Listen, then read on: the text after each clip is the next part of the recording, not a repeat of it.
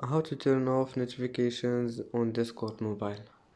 Hello guys, in this video we'll show you how to turn off notifications in Discord mobile.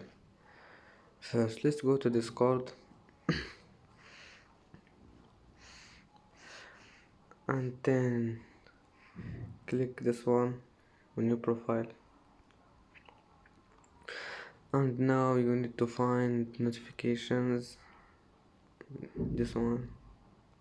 Click on it